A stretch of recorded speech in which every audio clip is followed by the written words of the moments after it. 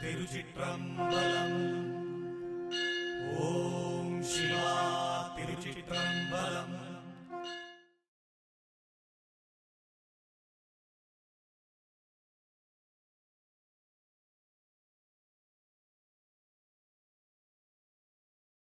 திருச்சிற்றம்பலம். அருள் பரஞ்சோதி தனிப்பெரும் கருணையே. திருச்சிற்றம்பலம். ಗುರುವೇ ಶರಣಂ.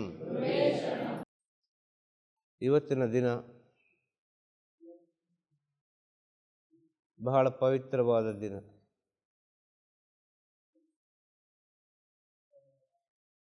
ಯಾರಿಗೆ ಪವಿತ್ರವಾದ ದಿನ? ಎಲ್ಲಿ ಪವಿತ್ರವಾದ ದಿನ? ಯಾರಿಂದ ಪವಿತ್ರವಾಯಿತು? ಸ್ವಲ್ಪ ಸೂಕ್ಷ್ಮವಾಗಿ ಅರ್ಥ ಮಾಡಿಕೊಳ್ಬೇಕು ಎಲ್ಲರೂ. ಗುರುಮನೆಯ ಭಕ್ತರ ಜೀವನದಲ್ಲಿ ಪವಿತ್ರವಾದ ದಿನ.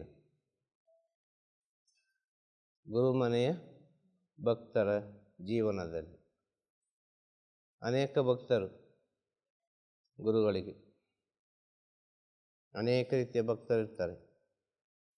ಅನೇಕ ರೀತಿಯ ಭಕ್ತರಲ್ಲಿ ಇವತ್ತು ರಾಜರಾಜೇಶ್ವರಿ ಅಮ್ಮ ಅವರ ಜೀವನದಲ್ಲಿ ಒಂದು ಪವಿತ್ರವಾದ ಒಂದು ಪುಣ್ಯದ ಸ್ಥಿತಿಯನ್ನು ಲೋಕಕ್ಕೆ ಅರ್ಪಣೆ ಮಾಡಿದ್ದಾರೆ.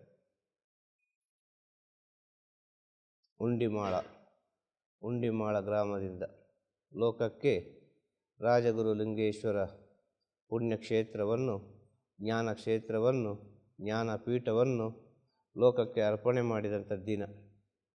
ಆದ ಕಾರಣ ರಾಜರಾಜೇಶ್ವರಿ ಅಮ್ಮನ ಜೀವನದಲ್ಲಿ ಇವತ್ತಿನ ದಿನ ಬಹಳ ಪವಿತ್ರವಾದ ದಿನ. ಈ ಪವಿತ್ರತೆ ಹೇಗೆ ಬಂತು, ಯಾವ ಕಾರಣಕ್ಕೆ ಬೇಕಾಗಿ ಬಂತು ಅಂತ ಹೇಳಿದರೆ ಅದು ಅವರವರ ಅನುಭವದ ಮೂಲಕ ಕೇಳಿ ತಿಳಿದುಕೊಳ್ಬೇಕು. ಒಂದು ಗುರುಗಳಿಗೆ ಬೇಕಾಗಿ ಒಂದು ಸನ್ನಿಧಾನವನ್ನು ಮಾಡಿ ಗುರುಗಳನ್ನು ತನ್ನ ಅಂತರಾತ್ಮದಲ್ಲಿ ಯಾವುದೆಲ್ಲ ಜ್ಞಾನ ಬಂದಿದೆ, ಯಾವ ರೀತಿಯೆಲ್ಲ ಜ್ಞಾನ ಉದಯ ಆಗಿದೆ, ಆ ರೀತಿಯೆಲ್ಲ ಈ ಪ್ರಪಂಚಕ್ಕೆ ತೋರಿಸಿಕೊಡಬೇಕು ಅಂತೇಳಿ ಅನೇಕ ರೀತಿಯ ಸತ್ಯ ಧರ್ಮದ ಹೋರಾಟವನ್ನು ಮಾಡಿ ಇವತ್ತಿನ ದಿನ ಲೋಕಾರ್ಪಣೆ ಆಯಿತು. ಲೋಕಾರ್ಪಣೆಗೆ ಸೇರಿದ ಭಕ್ತಾದಿಗಳು ಅದೆಷ್ಟೋ ಭಕ್ತಾದಿಗಳು, ಆದರೆ ಕೊನೆಗೆ ಉಳಿದ ಭಕ್ತಾದಿಗಳು ಅದೆಷ್ಟೋ ಭಕ್ತಾದಿಗಳು. ಇಲ್ಲೇ ಇರೋದು ಸತ್ಯ ವಿಚಾರ. ಸ್ವಲ್ಪ ಸೂಕ್ಷ್ಮವಾಗಿ ನಾವು ಅರ್ಥ ಮಾಡಿಕೊಂಡಾಗ ನಮಗೆ ಅರ್ಥ ಆಗಬೇಕಾದ ವಿಚಾರ. ಒಂದು ಊರಲ್ಲಿ ಒಬ್ಬ ಸಾಧು ಇದ್ದ. ಅವನ ಕಾಡಿನಲ್ಲಿ ವಾಸ ಮಾಡ್ತಾ ಇದ್ದ. ಅವನ ಕೆಲಸ ಏನು ಅಂತ ಹೇಳಿದರೆ ಓಂ ನಮಃ ಶಿವಾಯ, ಓಂ ನಮಃ ಶಿವಾಯ, ಓಂ ನಮಃ ಶಿವಾಯ ಅಂತೇಳಿ ಹೇಳೋದು ಮಾತ್ರ ಅವನ ಕೆಲಸ. ಬೇರೆ ಏನು ಅವನಿಗೆ ಗೊತ್ತಿಲ್ಲ. ಅದೆಷ್ಟೋ ವರ್ಷದಿಂದ ಓಂ ನಮಃ ಶಿವಾಯ, ಓಂ ನಮಃ ಶಿವಾಯ ಅಂತ ಹೇಳಿಕೊಂಡು ಬರ್ತಾನೇ ಇರ್ತಾನೆ. ಓಂ ನಮಃ ಶಿವ ಅಂತ ಹೇಳ್ತಾ ಇದ್ದಾನೆ ಹೊರತು ಅವನಿಗೆ ಯಾವುದೇ ರೀತಿಯಲ್ಲಿ ಭಗವಂತನ ದರ್ಶನ ಆಗುವುದಿಲ್ಲ, ಶಿವನ ದರ್ಶನ ಆಗುವುದಿಲ್ಲ. ಅವನಿಗೆ ಹೇಳ್ತಾ ಇದ್ದಾನೆ, ಅದೆಷ್ಟೋ ಕೋಟಿ ಬಾರಿ ಹೇಳಿದ. ಆದರೆ ಎಲ್ಲೋ ಒಂದು ಕಡೆ ಅವನ ಮನಸ್ಸಿನೊಳಗೆ ಇದೆ, ನಾನು ಇಷ್ಟೆಲ್ಲ ಓಂ ನಮಃ ಶಿವಾಯ, ಓಂ ನಮಃ ಶಿವಾಯ ಅಂತ ಹೇಳಿ ಭಗವಂತನ ನಾಮಸ್ಮರಣೆ ಮಾಡ್ತಾ ಇದ್ದೇನೆ, ಆದರೂ ಒಂದು ದಿನ ಆದರೂ ನನಗೆ ಭಗವಂತ ದರ್ಶನವನ್ನು ಕೊಡಲಿಲ್ಲಲ್ಲ.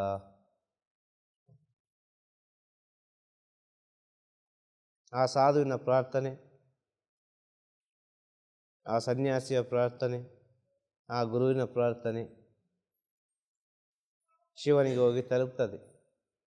ಯಾವುದೋ ಒಂದು ರೂಪದಲ್ಲಿ ಶಿವನಿಗೆ ಹೋಗಿ ತಲುಪ್ತದೆ. ಶಿವನಿಗೆ ಹೋಗಿ ತಲುಪಿ ಶಿವ ಹೇಳ್ತಾನೆ. ಏನು ಹೇಳ್ತಾನೆ? ನಾನು ನಿಮಗೆ ದರ್ಶನವನ್ನು ಕೊಡ್ತೇನೆ, ಸ್ವಲ್ಪ ತಾಳ್ಮೆಯಿಂದ ಇರು, ಇನ್ನೊಂದು ಸ್ವಲ್ಪ ಸಮಯ ನಾನು ನಿಮಗೆ ದರ್ಶನವನ್ನು ಕೊಡ್ತೇನೆ ಅಂತೇಳಿ ಆ ಶರೀರವಾಣಿಯಾಗಿ ಶಿವನ ಒಂದು ಎಂತ ಹೇಳೋದು, ಅಶರೀರವಾಣಿ, ಆ ಜ್ಞಾನವಾಣಿಯನ್ನು ಅವನು ಕೇಳಿ ಇನ್ನೂ ಸಹ ಓಂ ನಮಃ ಶಿವಾಯ, ಓಂ ನಮಃ ಶಿವಾಯ ಅಂತ ಹೇಳ್ತಾ ಹೋಗ್ತಾನೆ. ಅದೆಷ್ಟೋ ಕೋಟಿ ಬಾರಿ ಆಗ್ತದೆ. ಅದೆಷ್ಟೋ ಕೋಟಿ ಬಾರಿ ಓಂ ನಮ ಶಿವಾಯ ಅಂತ ಹೇಳುವಾಗ ಶಿವ ದಿಢೀರ್ ಅಂತೇಳಿ ಪ್ರತ್ಯಕ್ಷ ಆಗ್ತಾರೆ. ಶಿವ ದಿಢೀರ್ ಅಂತೇಳಿ ಪ್ರತ್ಯಕ್ಷ ಆಗ್ತಾನೆ. ಪ್ರತ್ಯಕ್ಷ ಆಗಿ ನಿನಗೆ ಏನು ಬೇಕು ಅಂತ ಕೇಳ್ತಾನೆ. ನಿನಗೇನು ಬೇಕು? ನನಗೇನು ಬೇಡ, ಒಂದೇ ಒಂದು ಪ್ರಶ್ನೆಗೆ ಉತ್ತರ ಬೇಕಿತ್ತು, ಇಷ್ಟು ಹೇಳಿದರೆ ಸಾಕು ಅಂತೇಳಿ. ಏನು ಪ್ರಶ್ನೆ ಕೇಳು ಅಂತೇಳಿ. ನಾನು ಇಷ್ಟು ವರ್ಷದಿಂದ ಅದೆಷ್ಟೋ ಕೋಟಿ ಬಾರಿ ಓಂ ನಮ ಶಿವಾಯ ಓಂ ನಮ ಶಿವಾಯ ಅಂತ ಹೇಳುವ ಮಂತ್ರವನ್ನು ಹೇಳಿಕೊಂಡೇ ಬಂದಿದ್ದೇನೆ. ಆದರೆ ಇದರ ಅರ್ಥ ಏನು ಅಂತ ನನಗೆ ಗೊತ್ತಿಲ್ಲ. ಇದರ ಅರ್ಥವನ್ನು ಸ್ವಲ್ಪ ನನಗೆ ಹೇಳ್ಬೋದಾ? ಇದರ ಅರ್ಥವನ್ನು ಸ್ವಲ್ಪ ನನಗೆ ಹೇಳ್ಬೋದಾ? ಸ್ವಲ್ಪ ತಿಳಿಸಿಕೊಡಿ. ಶಿವನ ಹತ್ರ ಇಟ್ಟ ಪ್ರಾರ್ಥನೆ, ಶಿವನ ಹತ್ರ ಇಟ್ಟ ಬೇಡಿಕೆ, ಬೇರೇನು ಕೇಳಲಿಲ್ಲ. ಓಂ ನಮ ಶಿವಾಯದ ಅರ್ಥವನ್ನು ಹೇಳಿ.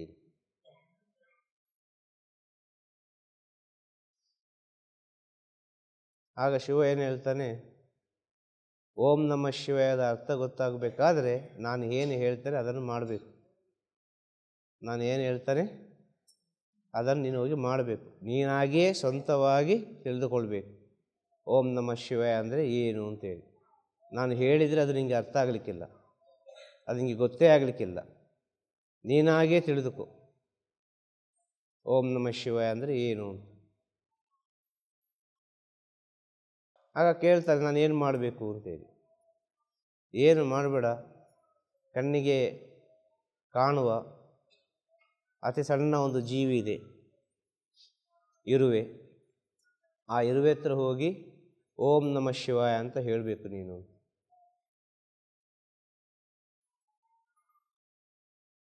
ಸರಿ, ಶಿವನ ಹತ್ರ ಹೇಳ್ತಾನೆ, ಆಯಿತು ಇರುವೆ ಹತ್ರ ಹೋಗಿ ನಾನು ಹೇಳ್ತೇನೆ ಓಂ ನಮ ಶಿವಾಯ ಅಂತ.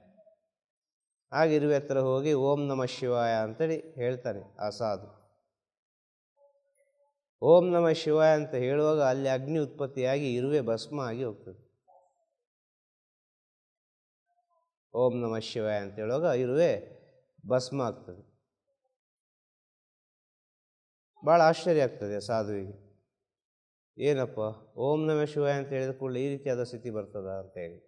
ಆದರೂ ಏನೋ ಇರ್ಬೋದು ಅಂತೇಳಿ ಪುನಃ ಶಿವನನ್ನು ಪ್ರಾರ್ಥನೆ ಮಾಡ್ತಾನೆ.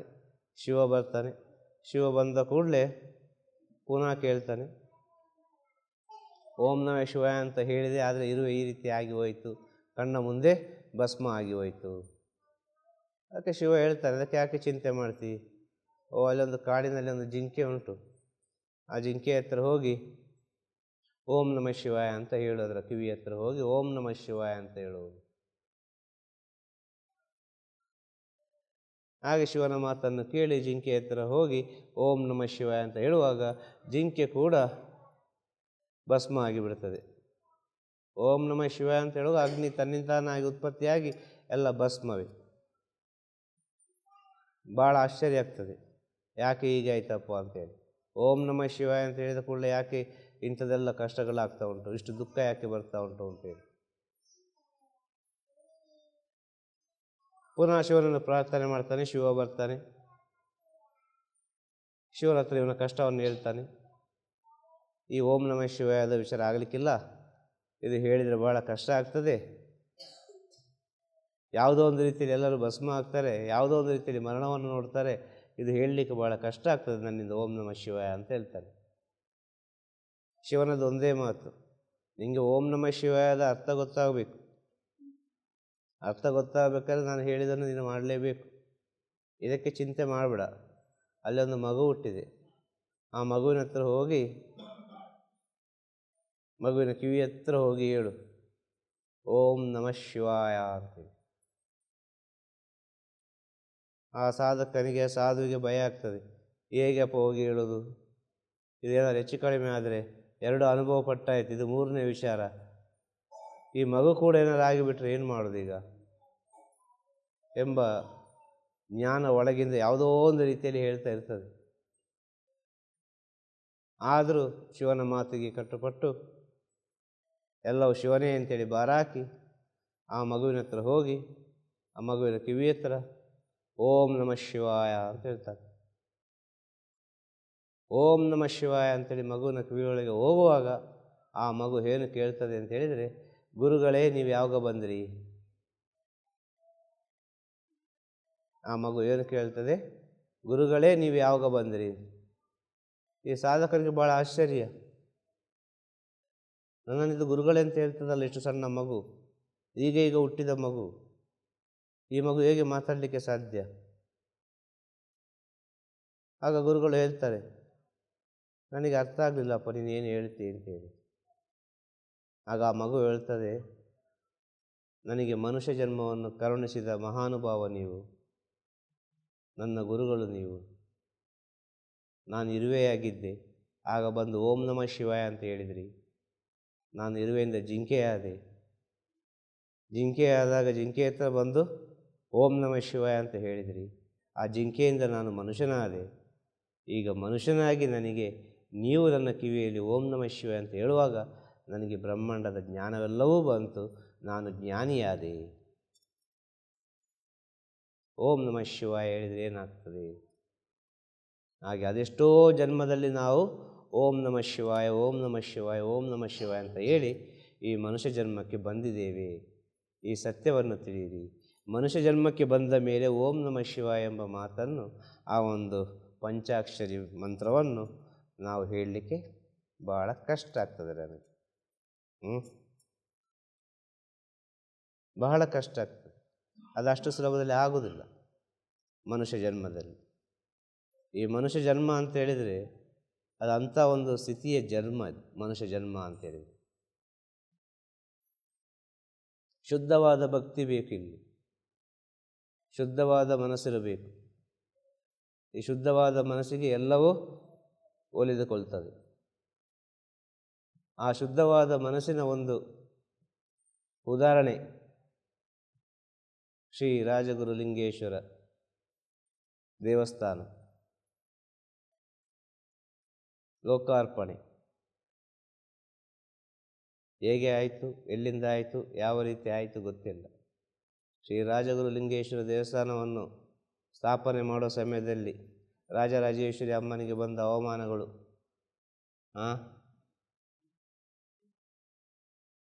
ಅವರ ಜೊತೆ ಯಾರೂ ಇಲ್ಲ, ಇದೆಲ್ಲ ಗೊತ್ತಿದ್ದು ಏನು ನಡೀತದೆ ನಡೀಲಿ, ಎಲ್ಲ ಶಿವನ ಇಚ್ಛೆ, ನಮ್ಮ ಇಚ್ಛೆ ಇಲ್ಲಿ ಯಾವುದೂ ಇಲ್ಲ, ಎಲ್ಲವೂ ಶಿವನ ಇಚ್ಛೆ ಅಂತ ಹೇಳೋದು. ಕೇಳ್ಬೋದು ಇದೆಲ್ಲ ಬೇಕಾ ಅಂತೇಳಿ. ಅವನ ಇಚ್ಛೆ ಇದ್ದರೆ ಅದೇ ತಾನೇ ಆಗೋದು, ಬೇರೆ ಏನಾಗಲಿಕ್ಕೆ ಸಾಧ್ಯ ಇಲ್ಲಲ್ಲ. ಇಲ್ಲಿ ನಾವೇನು ಮಾಡ್ತೇವೆ? ಏನಾದರೂ ಮಾಡ್ತೇವಾ? ನಮ್ಮ ಇಚ್ಛೆಯಂತೆ ನಮ್ಮ ಶ್ವಾಸ ಉಂಟಾ? ನಮ್ಮ ಇಚ್ಛೆಯಂತೆ ನಮ್ಮ ಮನಸ್ಸು ಉಂಟಾ? ನಮ್ಮ ಇಚ್ಛೆಯಂತೆ ನಮ್ಮ ಕರ್ಮ ಉಂಟಾ?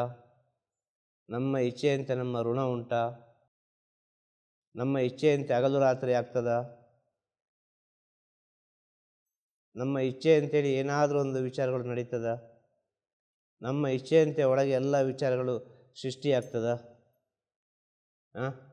ಒಂದು ಕರುಳು ಆದರೂ ಸರಿ, ಒಂದು ಜಠರಾಗ್ನಿ ಆದರೂ ಸರಿ, ಒಂದು ಹಾರ್ಟ್ ಆದರೂ ಸರಿ, ಒಂದು ಕಿಡ್ನಿ ಆದರೂ ಸರಿ, ಒಂದು ಲಿವರ್ ಆದರೂ ಸರಿ, ಎಲ್ಲ ವಿಚಾರ ನಮ್ಮ ಇಚ್ಛೆಯಾಗಿ ಉಂಟಾ? ಅದರ ಇಚ್ಛೆಯಾಗಿ ನಾವಿರುವುದ?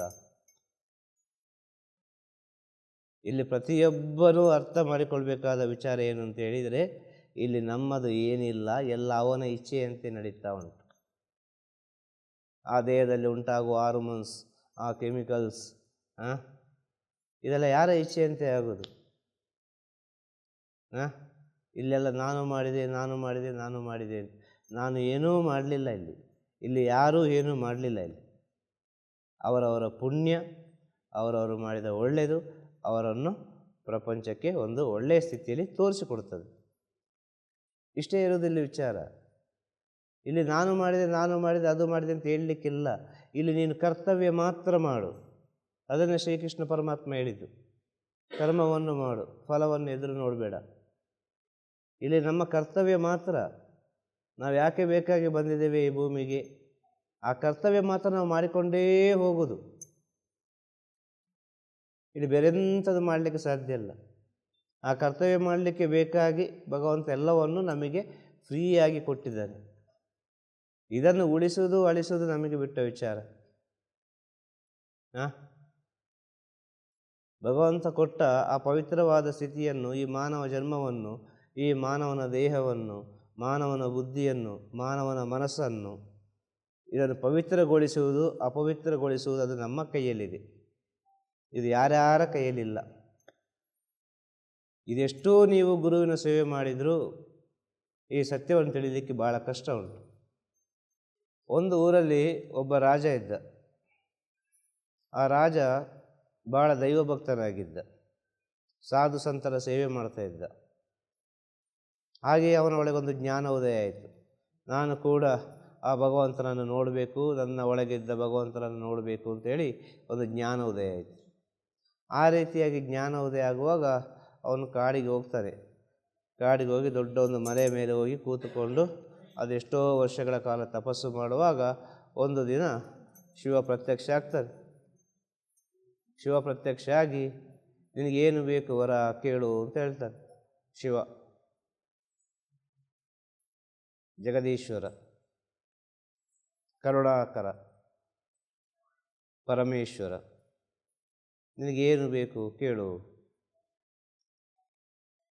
ಆಗ ರಾಜ ಏನು ಹೇಳ್ತಾನೆ ಅಂತ ಹೇಳಿದರೆ, ಅವ ರಾಜ ಆದರೂ ಭಗವಂತನ ನೋಡಬೇಕು ಅಂತ ಕಾಡಿಗೆ ಹೋಗಿ ಧ್ಯಾನ ಯೋಗ ಎಲ್ಲ ಮಾಡಿ ತಪಸ್ಸೆಲ್ಲ ಮಾಡಿ ಅವನ ಪವಿತ್ರವಾದ ಶುದ್ಧ ಮನಸ್ಸಿಗೆ ಶಿವನನ್ನು ಒಲಿಸಿಕೊಂಡು ಆ ವರವನ್ನು ಕೇಳುವಾಗ ಶಿವ ಕೇಳ್ತಾನೆ, ನಿಂಗೇನು ಬೇಕು ಅಂತೇಳಿ. ಆಗ ಆ ರಾಜ ಕೇಳುವ ವರ ಏನು ಅಂತ ಹೇಳಿದರೆ, ನಿನ್ನ ದರ್ಶನ ನಾನು ಮಾತ್ರ ನೋಡಿದರೆ ಸಾಲದು, ನನ್ನ ಕುಟುಂಬದವರೆಲ್ಲರೂ ನೋಡಬೇಕು ನೀನು ಯಾರು ಅಂತೇಳಿ. ನಮ್ಮ ಊರಿನ ಪ್ರಜೆಗಳೆಲ್ಲವೂ ನೋಡಬೇಕು ನೀನು ಯಾರು ಅಂತೇಳಿ. ನಿನ್ನ ದರ್ಶನ ಎಲ್ಲರಿಗೂ ಆಗಬೇಕು. ಇದೇ ನಾನು ಕೇಳುವ ವರ, ಬೇರೇನು ನನಗೆ ಬೇಡ ಅಂತೇಳಿ. ಆಗ ಶಿವನಿಗೆ ಒಂದು ನಗು ಬರ್ತದೆ, ಒಂದು ಮುಗುಳು ನಗು, ಯಾವುದೋ ಒಂದು ರೀತಿಯಲ್ಲಿ. ಆ ಮುಗುಳು ನಗುವಿನಲ್ಲಿ 1000 ಅರ್ಥ ಇರ್ತದೆ. ಆದರೂ ಹೇಳ್ತಾನೆ, ಕೇಳಿದ ವರವನ್ನು ಕೊಡುವುದು ಭಗವಂತನ ಒಂದು ಪವಿತ್ರವಾದ ಸ್ಥಿತಿ. ಅದು ಕೇಳಿದ ನಂತರ ಕೊಡಲೇಬೇಕು, ಅದಕ್ಕೆ ಭಗವಂತ ಅಂತ ಹೇಳೋದು. ಸತ್ಯವಾಗಿದ್ದರೆ ಖಂಡಿತ ಕೊಟ್ಟೇ ಕೊಡ್ತಾನೆ. ಏನೋ ಒಂದು ಹೇಳೋದ್ರಲ್ಲಿ ಪರವಾಗಿಲ್ಲ, ಭಗವಂತನ ದರ್ಶನ ಎಲ್ಲರಿಗೆ ಆಗೋದಾದರೆ ಆಗಲಿ ಅಲ್ಲ, ಆ ಸತ್ಯದ ದರ್ಶನ ಎಲ್ಲರಿಗೆ ಆಗೋದಾದರೆ ಆಗಲಿ, ಆಯಿತು ನೀನು ಹೇಳಿದ ಹಾಗೆ ಆಗಲಿ. ಆದರೆ ಒಂದು ಕೆಲಸ ಮಾಡು, ಎಲ್ಲರನ್ನು ಕರ್ಕೊಂಡು ಅಲ್ಲೊಂದು ಮಲೆ ಕಾಣ್ತದೆ, ದೊಡ್ಡ ಒಂದು ಮಲೆ, ಆ ಮಲೆಗೆ ಬಾ. ಆ ಮಲೆಗೆ ಬಂದಾಗ ನನ್ನ ದರ್ಶನ ನಿನಗೆ ಸಿಗ್ತದೆ ಅಂತೇಳಿ. ನನ್ನ ದರ್ಶನ ನಿನಗೂ ಸಿಗ್ತದೆ, ನಿನ್ನ ಜೊತೆ ಬಂದವರಿಗೆ ಎಲ್ಲರಿಗೂ ನನ್ನ ದರ್ಶನ ಸಿಗ್ತದೆ, ನೀನು ಕೇಳಿದ ವರ ಎಲ್ಲ ಪರಿಪೂರ್ಣ ಆಗ್ತದೆ ಅಂತೇಳಿ. ಹಾಗೆ ಆ ರಾಜ ಭಾಳ ಸಂತೋಷದಿಂದ ಊರಿಗೆ ಬಂದು ಎಲ್ಲರ ಹತ್ರ ಹೇಳ್ತಾನೆ, ಹೆಂಡತಿ ಹತ್ರ ಹೇಳ್ತಾನೆ, ಮಕ್ಕಳ ಹತ್ರ ಹೇಳ್ತಾನೆ, ಕುಟುಂಬದವರ ಹತ್ರ ಹೇಳ್ತಾನೆ, ಇನ್ನು ಊರಿಗೆ ಹೇಳ್ತಾನೆ, ನಮಗೆಲ್ಲರಿಗೂ ಭಗವಂತನ ದರ್ಶನ ಆಗ್ತದೆ, ನಮಗೆಲ್ಲರಿಗೂ ಭಗವಂತನ ದರ್ಶನ ಆಗ್ತದೆ. ನಾವೆಲ್ಲ ಆ ಮಲೆಗೆ ಹೋಗಬೇಕು, ಆ ಮಲೆಗೆ ಹೋದರೆ ಖಂಡಿತವಾಗಿಯೂ ನಮಗೆ ಭಗವಂತನ ದರ್ಶನ ಆಗ್ತದೆ. ಎಲ್ಲರೂ ಸಂತೋಷಪಟ್ಟರು. ನಮಗೆ ಭಗವಂತನ ದರ್ಶನ ಆಗ್ತದೆ, ಸಾಕ್ಷಾತ್ ಶಿವನೇ ನಮಗೆ ದರ್ಶನ ಕೊಡ್ತಾ ಇದ್ದಾನೆ, ನಾವೆಲ್ಲರೂ ಹೋಗುವ ಅಂತೇಳಿ ಎಲ್ಲರೂ ನಿರ್ಧಾರ ಮಾಡಿ ಭಗವಂತನನ್ನು ನೋಡಲಿಕ್ಕೆ ಹೋಗ್ತಾರೆ ಮಲೆಗೆ. ಮಲೆಗೆ ಹೋಗ್ತಾ ಹೋಗ್ತಾ ಹೋಗ್ತಾ ಹೋಗ್ತಾ ಒಂದು ಮಲೆ, ಆ ಮಲೆ ಭಾಳಷ್ಟು ಸಂಪತ್ತನ್ನು ಕೊಡ್ತದೆ, ಕೇಳಿದ ಸಂಪತ್ತನ್ನು ಕೊಡುವ ಮಲೆ ಆಗಿರ್ತದೆ ಅದು. ನಾವೇನಾದರೂ ಒಂದು ಮುಟ್ಟಿಯಲ್ಲಿ ಕೇಳಿದರೆ ಅದೇ ಆಗ್ತದೆ, ಅದು ಬೇಕು ಅಂದರೆ ಅದು ಬರ್ತದೆ. ಅದು ಆ ಸಂಪತ್ತಿನನ್ನು ನೋಡಿ ರಾಜ ಯಾರನ್ನೆಲ್ಲ ಕರ್ಕೊಂಡು ಹೋಗಿದ್ದಾನೆ, ಪ್ರಜೆಗಳನ್ನು, ಇವರೆಲ್ಲ ಭಗವಂತನ ದರ್ಶನ ಆಗ್ತದೆ ಅಂತೇಳಿ ಕರ್ಕೊಂಡು ಹೋದ ರಾಜ, ಅವನ ಜೊತೆ ಹೋದವರು ಈ ಸಂಪತ್ತನ್ನೆಲ್ಲ ನೋಡಿ ಅಲ್ಲೇ ಬಾಕಿ ಆಗ್ತಾರೆ. ನಮಗೆ ಬೇಡ ಈ ಭಗವಂತನ ದರ್ಶನ, ಇಷ್ಟು ದೂರ ನಾವು ಬಂದು ಇಷ್ಟು ಕಷ್ಟಪಟ್ಟು ಬಂದಿದ್ದೇವೆ, ನಮ್ಮ ಜೀವನಕ್ಕೆ ಈ ಸಂಪತ್ತು ಸಾಕು, ಈ ಸಂಪತ್ತು ಸಾಕು ನಮ್ಮ ಜೀವನಕ್ಕೆ, ನಾವು ಇದರಲ್ಲೇ ಜೀವನ ಮಾಡ್ತೇವೆ, ನೀವು ಬೇಕಾದರೆ ಭಗವಂತನನ್ನು ಹುಡುಕಿಕೊಂಡು ಹೋಗಿ, ನಾವಿಲ್ಲೇ ಕೂತುಕೊಳ್ತೇವೆ, ನಮಗೆ ಇದೇ ಸಾಕು, ನಾವಿಲ್ಲಿಂದಲೇ ಹಿಂದೆ ಹೋಗ್ತೇವೆ ಅಂತೇಳಿ. ಆಗ ಅಲ್ಲಿಂದ ಮುಂದೆ ಮಲೆಯನ್ನು ಹತ್ತಿಕೊಂಡು ಹೋಗುವಾಗ ಆ ಮಲೆಯಲ್ಲಿ ಬೇಕಾದಷ್ಟು ಬೆಳ್ಳಿಯ ಮಲೆ ಅದು. ಕೇಳಿದಾಗೆ ಬೆಳ್ಳಿ ಸಿಗ್ತಾ ಉಂಟು, ಬರ್ತಾ ಉಂಟು ಆ ಮಲೆಯಲ್ಲಿ.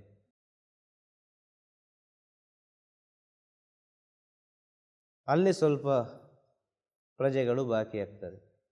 ಬೇಡ ನಮಗೆ ಇದೇ ಸಾಕು ಅಂತೇಳಿ. ಈ ಭಗವಂತನ ಹುಡುಕೋ ಕೆಲಸ ಆಗಲಿಕ್ಕಿಲ್ಲ. ಎಷ್ಟು ದೂರ ಬಂದೆವು, ಎಷ್ಟು ದಿನ ಆಯಿತು, ಇದೆಲ್ಲ ಆಗೋಗೋ ವಿಷಯ ಇಲ್ಲ. ಇದೊಂದು ಸಿಕ್ಕಿತ್ತಲ್ಲ ಭಗವಂತನ ಹೆಸರು ಹೇಳಿ, ಇದರಲ್ಲೇ ನಾವು ಜೀವನ ಮಾಡ್ತೇವೆ ಅಂತೇಳಿ. ಇದೇ ಸಾಕು, ನಮ್ಮ 4-5 ತಲೆಮಾರು 10 ತಲೆಮಾರಿಗೆ ಆಗುವಷ್ಟು ಇಲ್ಲಿ ಇದೆ, ನಮಗೆ ಎಷ್ಟು ಬೇಕು ಅಷ್ಟು ನಾವು ತಗೊಂಡು ಹಿಂದೆ ಹೋಗ್ತೇವೆ ಅಂತೇಳಿ. ಅದರಿಂದ ಮುಂದೆ ಸ್ವಲ್ಪ ಒಂದು ಪ್ರಜೆಗಳೆಲ್ಲ ಅಲ್ಲಿ ಖಾಲಿ ಆದರು, ಇನ್ನೊಂದು ಅರ್ಧ ಭಾಗ ಇದ್ದಾರೆ. ಅದರಿಂದ ಮುಂದೆ ಹೋಗ್ತಾ ಇರುವಾಗ ಎಲ್ಲ ಚಿನ್ನದ ಮಲೆ. ಇದನ್ನು ನೋಡಿ ಎಲ್ಲ ಪ್ರಜೆಗಳಿಗೆ ಇನ್ನು ಮುಂದೆ ಹೋಗೋದು ಬೇಡ, ಸಾಕು ಅಂತೇಳಿ ಅಲ್ಲೇ ಉಳಿದುಕೊಳ್ತಾರೆ. ಅದರಿಂದ ಮುಂದೆ ಹೋಗುವಾಗ ಕೇವಲ ರಾಜನ ಕುಟುಂಬದವರು ಮಾತ್ರ ಇರ್ತಾರೆ. ಆ ಮಲೆಯಲ್ಲಿ ನೋಡಿದರೆ ವಜ್ರ ವೈಡೂರ್ಯ ಸಾವಿರಾರು ವಿಚಾರಗಳು ಉಂಟಲ್ಲಿ. ಈ ಕುಟುಂಬಸ್ಥರು ರಾಜನ ಹೆಂಡತಿಯೆಲ್ಲ ಹೇಳ್ತಾರೆ, ಬೇಡಪ್ಪ ಇನ್ನು ಮುಂದೆ ಹೋಗ್ಲಿಕ್ಕೆ ಆಗೋದಿಲ್ಲ, ನಮಗೆ ಇದೇ ಸಾಕು, ನಾವು ಇಲ್ಲೇ ಇರ್ತೇವೆ, ನಮ್ಮನ್ನೊಂದ್ಸಲ ಬಿಟ್ಟು ಬಿಡಿ, ನೀವು ಬೇಕಾದ್ರೆ ಭಗವಂತನ ಹುಡುಕಿಕೊಂಡು ಹೋಗಿ ಅಂತೇಳಿ. ಹಾಗೆ ರಾಜ ಒಬ್ಬನೇ ಹೋಗಿ ಆ ಮಲೆಗೆ ಹೋಗಿ ತಲುಪ್ತಾನೆ. ತಲುಪಿ ಶಿವನೇ ಅಂತೇಳಿ ಕರೆಯುವಾಗ ಶಿವ ಪ್ರತ್ಯಕ್ಷ ಆಗಿ ಕೇಳ್ತಾನೆ, ನೀನೊಂದು ವರ ಕೇಳಿದ್ಯಲ್ಲ, ಎಲ್ಲರಿಗೂ ನನ್ನ ದರ್ಶನ ಆಗಬೇಕು ಅಂತೇಳಿ ನಾನು ನಿನಗೆ ವರ ಕೊಟ್ಟಿದ್ದೇನೆ ಅಲ್ವಾ, ಎಲ್ಲರನ್ನು ಕರ್ಕೊಂಡು ಬಾ ಅಂತೇಳಿ. ಯಾರನ್ನೆಲ್ಲ ಕರ್ಕೊಂಡು ಬಂದಿ ನೀನೀಗ? ಎಷ್ಟು ಜನರನ್ನು ಕರ್ಕೊಂಡು ಬಂದೀಗ? ಇಲ್ಲ, ನಾನು ಎಲ್ಲರಿಗೂ ಹೇಳಿದ್ದೆ, ಎಲ್ಲರೂ ನನ್ನ ಜೊತೆ ಬಂದರು. ಆದರೆ ಬರುವ ದಾರಿಯಲ್ಲಿ ಇಂಥ ವಿಚಾರಗಳೆಲ್ಲ, ಮಾಯದ ವಿಚಾರಗಳೆಲ್ಲ ಸಿಕ್ಕಿ ಎಲ್ಲ ದೂರ ಆಗಿ ಕೊನೆಗೆ ನಾನು ಒಬ್ಬನೇ ಬಂದೆ. ಆಗ ಶಿವ ಹೇಳ್ತಾನೆ, ಭಗವಂತನ ದರ್ಶನ ಆಗುವುದು ಅದೆಷ್ಟೋ ಕೋಟಿಯಲ್ಲಿ ಒಬ್ಬನಿಗೆ. ಆಸೆ ಇದ್ದವನಿಗೆ ದರ್ಶನ ಆಗುವುದಿಲ್ಲ. ಒಂದೇ ಕುಟುಂಬದಲ್ಲಿದ್ದು ಕೂಡ ಗುರುವನ್ನು ನಂಬಲಿಕ್ಕಾಗುವುದಿಲ್ಲ. ಒಂದೇ ಕುಟುಂಬದಲ್ಲಿದ್ದರೂ ಕೂಡ ಒಬ್ಬರಿಗೆ ಮಾತ್ರ ನಂಬಿಕೆ ಇರ್ಬೋದು, ಇಬ್ಬರಿಗೆ ನಂಬಿಕೆ ಇರ್ಬೋದು, ಎಲ್ಲರಿಗೂ ನಂಬಿಕೆ ಬರಲಿಕ್ಕೆ ಸಾಧ್ಯ ಇಲ್ಲ.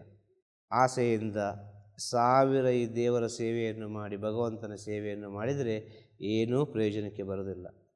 ಎಲ್ಲಿ ನಿಮ್ಮ ಒಳಗೆ ಎಲ್ಲ ವಿಚಾರಗಳು ಒಂದು ಸುಟ್ಟು ಬೂದಿಯಾಗಿ ಭಸ್ಮವಾಗಿ ಆಸೆ ಇಲ್ಲದ ಸ್ಥಿತಿ ಯಾವಾಗ ನಿಮ್ಮ ಒಳಗೆ ಬರ್ತದೋ ಆವಾಗ ನಿಮಗೆ ಸತ್ಯದ ಅರಿವಾಗುವುದು, ಸತ್ಯದ ದಾರಿ ಸಿಗುವುದು. ಅದಕ್ಕಿಂತ ಮುಂಚೆ ನಿಮಗೆ ಸತ್ಯದ ದಾರಿ ಸಿಗಲಿಕ್ಕೆ ಸಾಧ್ಯ ಇಲ್ಲ. ಭಗವಂತ ಅಂದರೆ ಅಷ್ಟು ಸುಲಭದಲ್ಲಿ ಒಲಿಯುವ ವಿಚಾರ ಅಲ್ಲ. ಭಗವಂತ ಅಂತ ಹೇಳಿದರೆ ನಮ್ಮ ಒಳಗೂ ನಮ್ಮ ಸುತ್ತಮುತ್ತಲಿರುವುದು. ಒಲಿಯುವುದಂದರೆ ಏನು? ಭಗವಂತ ನಮ್ಮ ಜೊತೆ ಇರುವಾಗ ಅದು ಎಲ್ಲಿಂದ ಒಲಿಯುವುದು? ಹಾಗಾದರೆ ಆ ಗುಣಗಳು, ಆ ದೈವಿಕದ ಗುಣಗಳು ನಮ್ಮೊಳಗೆ ಸೃಷ್ಟಿಯಾಗುವುದು ಅಷ್ಟು ಸುಲಭದ ವಿಚಾರ ಅಲ್ಲ. ಆ ದೈವಿಕದ ಗುಣಗಳು ನಮ್ಮೊಳಗೆ ಸೃಷ್ಟಿ ಆಯಿತು ಅಂತ ಆದರೆ ಮುಂದಿನ ದಾರಿ ಅದು ಭಾಳ ಉತ್ತಮವಾದ ದಾರಿ ಆಗ್ತದೆ. ಎಲ್ಲರಿಗೂ ಭಗವಂತನ ದರ್ಶನ ಆಗ್ತದೆ, ಎಲ್ಲರೂ ಪೂಜೆ ಮಾಡ್ತಾರೆ, ಎಲ್ಲರೂ ದೇವಸ್ಥಾನಕ್ಕೆ ಹೋಗ್ತಾರೆ, ಎಲ್ಲರೂ ಗುರುವಿನ ಸೇವೆ ಮಾಡ್ತಾರೆ. ಯಾಕೆ ಗುರುವಿನ ಸಾಕ್ಷಾತ್ಕಾರ ಆಗುವುದಿಲ್ಲ, ಆ ಭಗವಂತನ ಸಾಕ್ಷಾತ್ಕಾರ ಆಗುವುದಿಲ್ಲ ಅಂತ ಹೇಳಿದರೆ 1000 ಆಸೆಗಳು. ಈ ಭಗವಂತನ ದಾರಿಯನ್ನು ನಾವು ಹುಡುಕ್ತಾ ಹೋಗುವಾಗ 1000 ರೀತಿಯ ಮಾಯೆಗಳು ನಮ್ಮ ಕಣ್ಣೆದುರು ಬಂದು ಆ ದಾರಿಯನ್ನೇ ನಿಲ್ಲಿಸಿಬಿಡ್ತದೆ, ಆ ದಾರಿಯನ್ನೇ ಬ್ಲಾಕ್ ಮಾಡಿಬಿಡ್ತದೆ. ಆಗ ಆ ಮಾಯೆಯಿಂದ ನಾವು ಸ್ವಲ್ಪ ದೂರ ಹೋಗಬೇಕು ಅಂತ ಹೇಳಿದರೆ ಓಂ ನಮಃ ಶಿವಾಯ ಎಂಬ ಪಂಚಾಕ್ಷರಿ ಮಂತ್ರ ಬಹಳ ಒಳ್ಳೆಯದು. ಅರ್ಥ ಆಯ್ತಲ್ವ? ಭಾಳ ಸೂಕ್ಷ್ಮವಾಗಿ ಹೇಳೋದು. ಪ್ರತಿಯೊಬ್ಬರು ಕೇಳಿಕೊಳ್ಳಿ. ನಿಮ್ಮ ಆತ್ಮ ಶುದ್ಧವಾದ ಪಕ್ಷದಲ್ಲಿ, ನಿಮ್ಮ ಆತ್ಮ ಪವಿತ್ರವಾದ ಪಕ್ಷದಲ್ಲಿ ಮಾತ್ರ ಗುರು ದರ್ಶನ, ಗುರುವಿನ ಸೇವೆ ಸಿಗುವುದು. ಎಲ್ಲರಿಗೂ ಗುರುವಿನ ಸೇವೆ, ಗುರುವಿನ ದರ್ಶನ ಸಿಗುವುದಿಲ್ಲ ಎಂಬ ಸತ್ಯವನ್ನು ತಿಳಿಯಿರಿ. ಅದೆಷ್ಟೋ ಜನ್ಮದ ಶುದ್ಧತೆಯಿಂದ, ಅದೆಷ್ಟೋ ಜನ್ಮದ ಪವಿತ್ರತೆಯಿಂದ ಗುರುವಿನ ಹತ್ತಿರ ಬರಲಿಕ್ಕಾಗುವುದು, ಗುರುವಿನ ದರ್ಶನ ಮಾಡಲಿಕ್ಕಾಗುವುದು, ಗುರುವನ್ನು ಅರ್ಥ ಮಾಡಿಕೊಳ್ಳಲಿಕ್ಕಾಗುವುದು, ಗುರುವಿನ ಮಹತ್ವವನ್ನು ತಿಳಿಯುವುದು. ಇದು ಸಾಧನೆ ಮಾಡಿ ಎಲ್ಲ ತಿಳಿಲಿಕ್ಕೆ ಆಗುವುದಿಲ್ಲ, ಪೂಜೆ ಪುನಸ್ಕಾರ ಮಾಡಿ ಎಲ್ಲ ತಿಳಿಲಿಕ್ಕೆ ಆಗುವುದಿಲ್ಲ. ಅನುಭವದ ಮೂಲಕ ಗುರುವಿನ ಸ್ಥಿತಿಯನ್ನು ತಿಳಿದುಕೊಳ್ಳಲಿಕ್ಕೆ ಸಾಧ್ಯ. ಅನುಭವ ಇಲ್ವಾ? ಖಂಡಿತವಾಗಿ ತಿಳಿದುಕೊಳ್ಳಲಿಕ್ಕಾಗುವುದಿಲ್ಲ. ಯಾವುದೋ ಒಂದು ರೀತಿಯಲ್ಲಿ ಅನುಭವ ಆಗಬೇಕು. ಯಾವುದೋ ಒಂದು ರೀತಿಯಲ್ಲಿ ಗುರುಗಳ ಮೇಲೆ ಒಂದು ಪ್ರೀತಿ ಇರಬೇಕು. ಯಾವುದೋ ಒಂದು ರೀತಿಯಲ್ಲಿ ಗುರುಗಳ ಮೇಲೆ ಒಂದು ನಂಬಿಕೆ ಇರಬೇಕು. ಅದು ಅವರವರ ಅಂತರಾತ್ಮಕ್ಕೆ ಬಿಟ್ಟ ವಿಚಾರ. ಸ್ವಲ್ಪ ಆದರೂ ನಂಬಿಕೆ ಇಲ್ಲ, ಸ್ವಲ್ಪ ಆದರೂ ಪ್ರೀತಿ ಇಲ್ಲ ಅಂತ ಹೇಳಿದರೆ ಅದು ಮುಂದೆ ಹೋಗುವುದಿಲ್ಲ. ಅಲ್ಲಿ ಯಾವ ಅನುಭವವನ್ನು ಪಡೆದುಕೊಳ್ಳಲಿಕ್ಕಾಗುವುದಿಲ್ಲ ಗುರುಗಳ ಹತ್ರ. ಏನೋ ಒಂದು ಸಲ ನೋಡಿದಾಗ ನಗಬಹುದು, ಒಂದು ವಿಷಯ ಮಾತಾಡ್ಬೋದು ಅಷ್ಟೇ. ಜೊತೆಗೆ ಇದ್ದುಕೊಂಡು ಯಾವ ಸಮಯದಲ್ಲಿ ಯಾವ ಜ್ಞಾನ ಸಿಗ್ತದೆ, ಯಾವ ಸಮಯದಲ್ಲಿ ಏನೆಲ್ಲ ವಿಷಯಗಳು ಸಿಗ್ತದೆ ಅಂತೇಳಿ ಆ ಒಂದು ಸ್ಥಿತಿಯನ್ನು ಅರ್ಥ ಮಾಡಿಕೊಳ್ಳಿಕ್ಕೆ ಭಾಳ ಕಷ್ಟ ಅಂತ ಹೇಳೋದು. ಅರ್ಥ ಆಯ್ತಾ? ಆದ ಕಾರಣ ಹೇಳೋದು, ಇವತ್ತಿನ ದಿನ ನಮ್ಮ ಭಕ್ತರಲ್ಲಿ ಒಂದು ಪುಣ್ಯದ ದಿನ. ಈ ಪುಣ್ಯದ ದಿನ ಈ ಪ್ರಪಂಚಕ್ಕೆ ಅನೇಕ ಪುಣ್ಯವನ್ನು ಸಾರಲಿ ಅಂತೇಳಿ, ಅನೇಕ ಸತ್ಯವನ್ನು ಸಾರಲಿ. ರಾಜರಾಜೇಶ್ವರಿ ಅಮ್ಮನಿಂದ ಲೋಕಕ್ಕೆ ಏನೋ ಒಂದು ಅವರ ಕೈಲಾದ ಒಂದು ಒಳಿತನ್ನು ಅವರು ಮಾಡ್ತಾ ಇದ್ದಾರೆ. ಆ ಲೋಕ ಕಲ್ಯಾಣಾರ್ಥವಾಗಿ ಅವರು ಈ ಪ್ರಪಂಚಕ್ಕೆ ಕೊಟ್ಟ ಒಂದು ಕೊಡುಗೆ. ಅರ್ಥ ಆಯ್ತಾ? ಏನು ಕೊಟ್ಟರು? ರಾಜಗುರು ಲಿಂಗೇಶ್ವರ ಒಂದು ಗುರುಸ್ಥಾನವನ್ನು ಕೊಟ್ಟರು. ಆ ಗುರುಸ್ಥಾನಕ್ಕೆ ಅವರು ಇಟ್ಟಂಥ ಒಂದು ಆ ಭಗವಂತನ ಒಂದು ನಾಮ ರಾಜಗುರು ಲಿಂಗೇಶ್ವರ.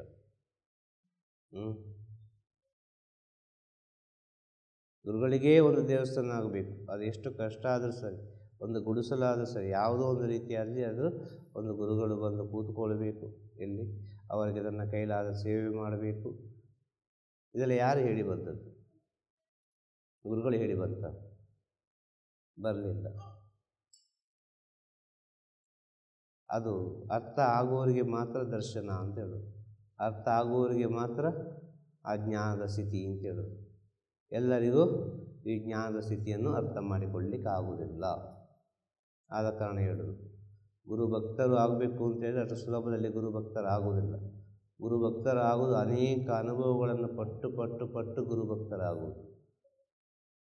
ಬರುವವರು ಹೋಗುವವರೆಲ್ಲ ಗುರು ಭಕ್ತರಾಗುವುದಿಲ್ಲ. ಎಲ್ಲ ರೀತಿಯಲ್ಲಿ ಭಕ್ತಾದಿಗಳು ಬರ್ತಾರಲ್ವ. ಒಂದು ದೇವಸ್ಥಾನಕ್ಕೆ ಎಲ್ಲೆಲ್ಲ ಭಕ್ತರು ಬರ್ತಾರೆ. ಒಂದು ಚಾಮುಂಡಿ ಬೆಟ್ಟ, ಒಂದು ಶ್ರೀರಂಗಪಟ್ಟಣ, ಒಂದು ನಂಜನಗೂಡು, ಮೈಸೂರಿಗೆ ಬಂದರೆಲ್ಲ ಬರ್ತಾರೆ ಹೋಗ್ತಾರೆ, ಬರ್ತಾರೆ ಹೋಗ್ತಾರೆ, ಬರ್ತಾರೆ ಹೋಗ್ತಾರೆ ಅಲ್ವಾ. ಆ ನಂಜನಗೂಡಿಗೆ ನಾನು ಒಂದು ಪ್ರದೋಷಕ್ಕೆ ಹೋಗಬೇಕು ಅಂತೇಳಿ ಒಬ್ಬ ಫಿಕ್ಸ್ ಆಗಿರ್ತಾನಲ್ವ, ಅವನೊಂದು ಭಕ್ತ ಅಂತ ಹೇಳ್ಬೋದು. ಹಾಗೆ ಅನೇಕ ರೀತಿಯಲ್ಲಿ ಭಕ್ತರು ಬರ್ತಾರೆ. ಆ ಒಂದು ಸ್ಥಿತಿಯಲ್ಲಿ ನಿಲ್ಲಬೇಕು ಆ ಭಕ್ತ. ದೇವಸ್ಥಾನದ ವಿಚಾರದಲ್ಲೆಲ್ಲ ಒಂದು ಸ್ಥಿತಿಯಲ್ಲಿ ನಿಲ್ಲಲಿಕ್ಕೆ ಆಗ್ತದೆ, ಆದರೆ ಗುರುವಿನ ಸ್ಥಿತಿಯಲ್ಲಿ ಮಾತ್ರ ಒಂದು ಸ್ಥಿತಿಯಲ್ಲಿ ನಿಲ್ಲಲಿಕ್ಕೆ ಆಗುವುದಿಲ್ಲ. ಯಾಕೆಂದರೆ ಗುರು ಒಂದೇ ಸ್ಥಿತಿಯಲ್ಲಿ ಇಲ್ಲ. ಕ್ಷಣ ಕೂಡ ಪ್ರಕೃತಿ ಹೇಗೆ ಬದಲಾಗ್ತದೆ, ಕ್ಷಣದಲ್ಲಿ ಎಷ್ಟೆಷ್ಟು ವಿಚಾರಗಳು ಸಿಗ್ತದೆ, ಕ್ಷಣ ಕೂಡ ಅಪ್ಡೇಟ್ ಆಗಿರುವಂಥ ವಿಚಾರ ಅಂತ ಹೇಳೋದು ಈ ಪ್ರಪಂಚ. ಪ್ರಕೃತಿಯಲ್ಲಿ ಯಾವ ಮಾತು ಬರ್ತದೆ ಅಂತ ಹೇಳಲಿಕ್ಕೆ ಗೊತ್ತಾಗುವುದಿಲ್ಲ. ಗುರುಗಳು ಅಂತ ಹೇಳುವವರು ಪ್ರಕೃತಿಯಲ್ಲಿ ಏನು ವಿಷಯ ಬರ್ತದೆ, ಏನು ಸಂದೇಶ ಬರ್ತದೆ, ಆ ಸಂದೇಶವನ್ನು ಹೇಳಿಕೊಂಡು ಹೋಗ್ತಾನೇ ಇರ್ತಾರೆ. ಒಂದು ಗುರು ಪಾದಸ್ಪರ್ಶ ಮಾಡಿದರೆ ಆ ಭಕ್ತನ ನಂಬಿಕೆ ಪವಿತ್ರವಾದ ಪಕ್ಷದಲ್ಲಿ ಅನೇಕ ಒಳಿತುಂಟಾಗ್ತದೆ. ಇಷ್ಟೇ ಹೇಳೋದು. ಆಗ ಗುರು ಪಾದಸ್ಪರ್ಶ ಮಾಡಿದರೆ ಅಲ್ಲಿ ಎಂಥ ಪ್ರತಿಷ್ಠಾಪನೆ, ಅಲ್ಲಿ ಎಂಥ ಕುಂಭಾಭಿಷೇಕ. ಅದು ಭಕ್ತನ ಅಂತರಾತ್ಮದ ನಂಬಿಕೆಯಲ್ಲಿರುವುದು, ಅವನ ಪ್ರೀತಿಯಲ್ಲಿರುವುದು, ಅವನ ಸತ್ಯದಲ್ಲಿರುವುದು ಆ ಗುರುವಿನ ಮಹತ್ವ ಅಂತ ಹೇಳಿದರೆ. ಆ ಗುರು ಬಂದು ಕೂತ್ಕೊಂಡ್ರೆ ಸಾಕು, ಎಲ್ಲ ಆದ ಹಾಗೆ. ಗುರು 4 ಹೆಜ್ಜೆ ಇಟ್ಟರೆ ಸಾಕು, ಆ ಮಣ್ಣೆ ಪವಿತ್ರ ಆಯಿತು ಅಂತ ಹೇಳ್ಬೋದು. ಅನುಭವದಲ್ಲಿ ಹೇಳೋದು ಸತ್ಯವಾದ ವಿಚಾರ. ಅಷ್ಟು ಒಂದು ಸತ್ಯ ತನ್ನ ಒಳಗಿದ್ದರೆ ಯಾವ ಶಾಸ್ತ್ರಗಳು, ಯಾವ ಮಂತ್ರಗಳು, ಯಾವ ವಿಚಾರಗಳು ಬೇಕಾಗಿಲ್ಲ. ಗುರು ಏನು ಹೇಳ್ತಾರೆ ಅಷ್ಟೇ, ಮುಗೀತಲ್ಲಿ. ಅದು ತನ್ನಿಂದ ತಾನಿಗೆ ಪ್ರಕೃತಿ ಜೊತೆ ಸೇರಿ ಕೆಲಸ ಆಗ್ತಾನೆ ಇರ್ತದೆ. ಕಾರಣ ಏನದಲ್ಲಿ ಆಸೆ ಇಲ್ಲ. ಅಲ್ಲಿ ಪರಿಪೂರ್ಣ ತ್ಯಾಗ. ಭಗವಂತ ನೀನೇ ನನ್ನ ಒಳಗಿರುವುದು, ಒಳ್ಳೆಯದನ್ನೇ ಮಾಡು, ಒಳ್ಳೆಯದನ್ನೇ ಮಾತಾಡಿಸು, ಒಳ್ಳೆಯದನ್ನೇ ಕೊಡು. ನೀನೇ ನನ್ನ ಒಳಗಿರುವಾಗ ಅದು ನೀನೇ ಎಲ್ಲ ಮಾಡಿಸು, ಆದರೆ ಒಳ್ಳೆಯದನ್ನೇ ಮಾಡಿಸು, ಒಳ್ಳೆಯದನ್ನೇ ಹೇಳು. ಕ್ಷಣ ಕ್ಷಣ ಕೂಡ ಒಬ್ಬರನ್ನು ಕಣ್ಣಿಗೆ ಕಾಣುವಾಗ ಒಳ್ಳೆಯದಾಗಲಿ, ಒಳ್ಳೆಯದಾಗಲಿ, ಒಳ್ಳೆಯದಾಗಲಿ. ನಿಮ್ಮ ಜೊತೆ ಭಗವಂತನ ಸಹಾಯ ಯಾವಾಗಲೂ ಇರ್ತದೆ, ಯಾವಾಗಲೂ ಭಗವಂತ ನಿಮ್ಮ ಜೊತೆ ಇದ್ದಾನೆ ಅಂತ ಹೇಳಿ ಒಂದೆರಡು ಒಳ್ಳೆಯ ಮಾತನ್ನೊಬ್ಬ ಹೇಳ್ತಾ ಇರ್ತಾನಲ್ವ, ಅವನಿಗೆ ತನ್ನಿಂತಾನಾಗಿ ಗುರುವಿನ ಮಹಿಮೆ ಅರ್ಥ ಆಗ್ತದೆ. ಅಂಥ ಸ್ಥಿತಿಯಲ್ಲಿ ಸ್ವಲ್ಪ ರಾಜರಾಜೇಶ್ವರಮ್ಮ ಇದ್ದಾರೆ. ಇದಂತ ಸತ್ಯ. ಅದು ಇನ್ನಷ್ಟು ಬೆಳಿಬೇಕು ಅಂತ ಹೇಳೋದು, ಇನ್ನಷ್ಟು ಎತ್ತರಕ್ಕೆ ಹೋಗಬೇಕು ಅಂತ ಹೇಳೋದು, ಇನ್ನಷ್ಟು ಅವರ ಜ್ಞಾನ ವೃದ್ಧಿಯಾಗಬೇಕು ಅಂತ ಹೇಳೋದು, ಅವರಿಂದ ಲೋಕಕ್ಕೆ ಅನೇಕ ರೀತಿಯ ಒಳಿತಾಗಬೇಕು ಅಂತ ಹೇಳೋದು. ಅದಕ್ಕೆ ಗುರುದೇವರ ಆಶೀರ್ವಾದ, ಗುರು ಪರಂಪರೆ ಆಶೀರ್ವಾದ ಸದಾ ಅವರ ಮೇಲೆ ಇರ್ತದೆ.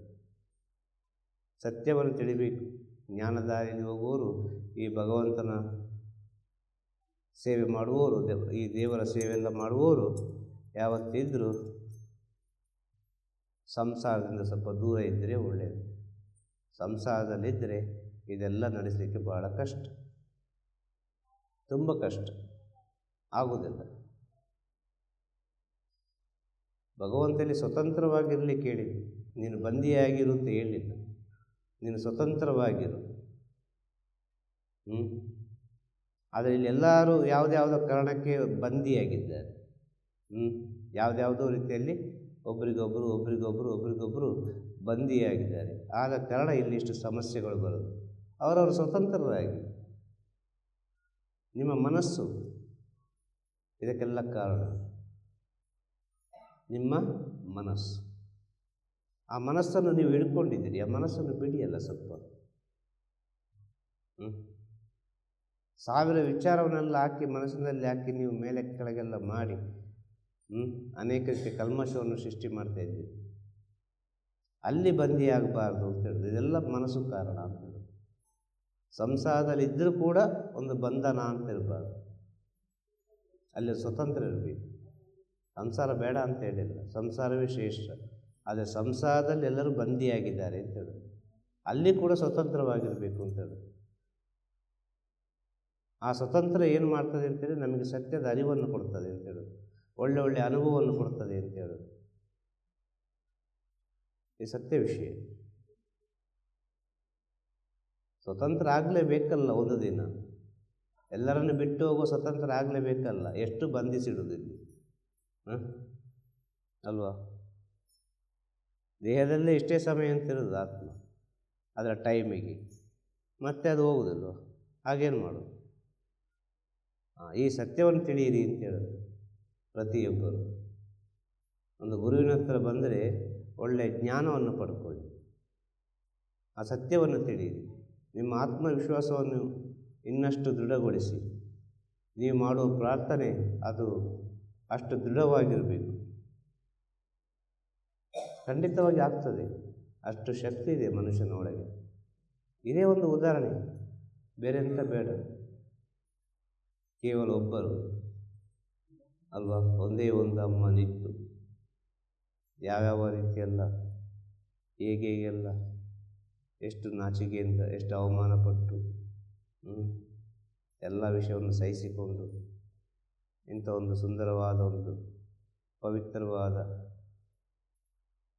ಒಂದು ಧ್ಯಾನ ಮಂದಿರ, ಒಂದು ಜ್ಞಾನ ಮಂದಿರ, ಒಂದು ದೇವಸ್ಥಾನವನ್ನು ಸೃಷ್ಟಿ ಮಾಡಿದ್ದಾರೆ ಅಂತ ಹೇಳಿದರೆ, ಇದು ಅವರ ಒಳಗಿರುವ ಒಂದು ಚೈತನ್ಯವೇ ಇದಕ್ಕೆ ಕಾರಣ, ಅವರ ಶುದ್ಧ ಮನಸ್ಸೇ ಕಾರಣ. ಇಷ್ಟೇ ಹೇಳೋದು ನಾನು. ಇದೆಲ್ಲರಿಗೂ ಲೋಕಕ್ಕೆ ಒಳ್ಳೆಯದಾಗಲಿ ಅಂತ ಹೇಳೋದು. ಹೇಳೋದರ್ಥ ಆಯ್ತಾ? ಯಾರೆಲ್ಲ ಇಲ್ಲಿ ಬಂದು ಹೋಗಿದ್ದಾರೆ, ಇವತ್ತು ಈ ಮಣ್ಣನ್ನು ಬಂದು ನಮಸ್ಕರಿಸಿದ್ದಾರೆ, ಅವರಿಗೆಲ್ಲ ಅವರ ಮನೆಯಲ್ಲಿ ಅವರ ಆರೋಗ್ಯ, ಅವರ ಮನಸ್ಸು, ಅವರು ಮಾಡುವ ಎಲ್ಲ ಕೆಲಸ ಕಾರ್ಯಗಳಲ್ಲಿ ಗುರುದೇವರ ಆಶೀರ್ವಾದ ಹಾಗೂ ಅವರವರ ಇಷ್ಟ ದೇವರ ಕುಲದೇವರ ಆಶೀರ್ವಾದ ಯಾವಾಗಲೂ ಇರ್ತದೆ ಎಂಬ ನಂಬಿಕೆಯಿಂದ ಇಲ್ಲಿ ಬಂದು ಏನೋ ಒಂದು ಸೇವೆಯನ್ನು ಮಾಡಬೇಕು. ಗುರುಗಳ ಆಶೀರ್ವಾದ ಖಂಡಿತವಾಗಿಯೂ ನಮಗಿದೆ ಎಂಬ ನಂಬಿಕೆಯಿಂದ ಒಂದು ಸೇವೆಯನ್ನು ಮಾಡ್ತಾ ಬರುವಾಗ ಎಲ್ಲವೂ ತನ್ನಿಂತಾನಾಗಿ ಒಳ್ಳೆಯದೇ ಆಗೋದು. ಹೇಳೋದು ಅರ್ಥ ಆಯ್ತಾ? ಎಲ್ಲರಿಗೂ ಶುಭವಾಗಲಿ, ಎಲ್ಲರಿಗೂ ಜಯವಾಗಲಿ. ತಿರುಚಿತ್ರಂಬಲಂ. ಗುರುವೇ ಶರಣಂ. ನಮಃ ಶಿವಾಯ, ನಮಃ ಶಿವಾಯ, ನಮಃ ಶಿವಾಯ.